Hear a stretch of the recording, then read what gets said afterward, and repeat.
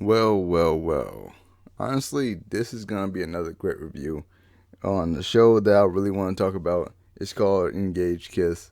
Honestly, this is one of the best shows I've seen in a minute. It just gets better and better every episode, honestly. Well, let's not gush over it too much now. Let's just go right into the episodes while I like it. Well, the first episode starts out with this guy named Shu. Basically, he's kind of like a bum. Well, that's what I thought about from the first scene because he got his girl, well, his girlfriend Ayano is buying him lunch or whatever. She's buying him something to eat basically. Then she also pays his phone bill. Then it actually happens like it goes to like the next scene basically where this other girl is coming to his apartment and she's trying to make him something to eat, but she can't make him anything to eat because he haven't worked in like the past 3 months. So his power's out because he's broke. So she basically like somehow she finds some way to make him something to eat basically, and he comes home later that day, well later that night, and he she turned the light on, and he's kind of like what's going on, and then she tells him that oh she made him dinner and all that, but then she also smells something on him. She gets like this weird look in her like she's kind of crazy, like she's like a yandere or something. So honestly I like where the show's going. Well, so honestly, I gotta say, like this show, it has a lot of good vibes, basically, because it has like everything I like in the show. It has interesting characters, it has an interesting story, it has an interesting plot. But like later like after all that happens, basically, he has to work, and it's something that he hasn't, like I said, he hasn't did in 3 months. So I'm trying to figure out what he's doing, and basically, he is some type of demon exterminator, and some he has an it's like it's some type of auction or something like that that takes place with all the demon exterminating companies. So with the auction, like they all make a price and how much they'll do it for, and then whoever wins the auction, it gets to exterminate the demon. Oh yeah, before I go into all that, yeah, this guy turned to like a demon somewhere. Like it's like a casino building. It's like some type of hotel with a casino in it. So the guy turned demon there, so that's why they have the auction in the first place. So he wins the auction, and then he goes to exterminate the demon, but his mother, well not his mother, but his ex girlfriend's mother, I know his girlfriend's mother is like the head of some company that exterminates demons as well. She was also taking place in the auction, and Ayano, she's also a demon exterminator, so she shows up to like the extermination as well because after he wins the auction, like the mother calls him up saying that he won't be able to do them by himself or something like that. So then he gets her assistants also to take care of the demon. And then after that happens, like so they all go to the place, they all go to the casino area, and they all confront the demon. And then while they're all confronting the demon trans like the demon transformer and it has some minions with him. So he tells Ayano and her people to take care of the minions while he try to take care of the monster itself, the main thing. So while he's doing that, like while they're biting the minions and all that, distracting it, he sneaks up behind it and shoots in the back. And at this time, I was like, "Yo, is he like some type of like cool dude? Is he like really strong, something like that?" And it turns out, well, from episode 3, you find out that he actually is strong. He actually is one of the stronger people, but he's not like OP though. So I kind of like that about the show as well, because like the character they're strong, but they're not like too strong. So he is one of the stronger guys. So basically, he tries to shoot in the back and it doesn't work. And while that happens, he gets knocked back, and then the thing is about to kill him. But while that happens, then the girl that was at his house that was cooking him something to eat for dinner comes out of the ground. Her name's Kasara, apparently, and she comes out the ground, and then she cuts the arm off that's about to hit him, and then she says, "Oh, we gotta do a ritual and all that." And then like the ritual is they got to kiss for her to get her powers. And then when she kissed him, like she kind of like transforms, like her clothes changes and all that. She has like a black dress on now, and it's kind of like a weird transformation. Where, well, it's not too weird, but it's like a magical girl transformation kind of, but it's not magical girl ish. It's not cutesy.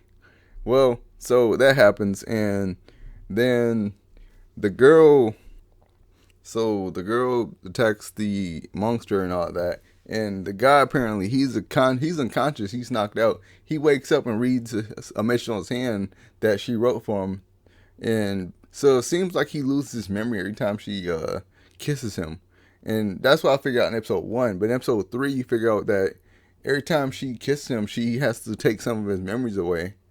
So that's kind of interesting, I guess, because, well, I'm going to talk about this later on, but I'll say that for later.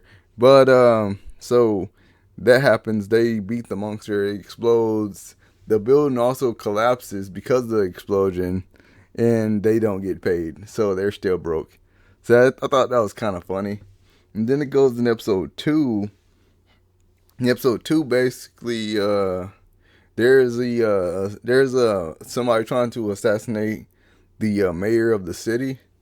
So they get hired to help him out. And while they're getting hired to help him out, like they're at the party and all that the mayor's that's being held by the mayor. And while that's going on, like the main character Shu, he's like on guard duty, and while he's on guard duty, he's like off in the back somewhere. And this dude that he taps on the back is this one black dude, right? So his name is Miles. And Miles, I like Miles' character because like he's a black guy, but he's not a stereotype, like kind of like, well, I could say Barrett from Final Fantasy VII, not the remake, but from the original game where he used like all this ebonics and all that. Where Miles in this anime just seems like another character, where he's not like a stereotype of anything. He's just like his own character. So I always kind of like that about a show where they don't really use to me like stereotypical like races of characters. So that's kind of nice. But it turns out that Miles is actually Shu's foster father because Shu lost his parents like because of the demons attacks. So Shu lost his parents and like so Miles became his foster father for a period of time until he became an adult. So I thought that was kind of cool. And then well, Shu was still like a bum because like so basically like they're smoking cigarettes together like and he just like bum a whole pack of cigarettes off of Miles. It's like, yeah, that's crazy. Like I know like I got some bummy friends that do something like that to me as well. And I was just like, well, it's cool and all that, but that's kind of bummy. So I think it's funny. It's kind of funny, but it is what it is. So after that, so they are attacking like so stuff goes down. The enemy starts attacking. They get to a point where they can capture the monster, but they didn't have the equipment to capture the monster. So he has to call the express thing. He has to like go to this like express app on his phone, and he has to purchase these capture weapons or whatever you purchase. And so he does a express purchase. So it's funny because like the dude hops out the window.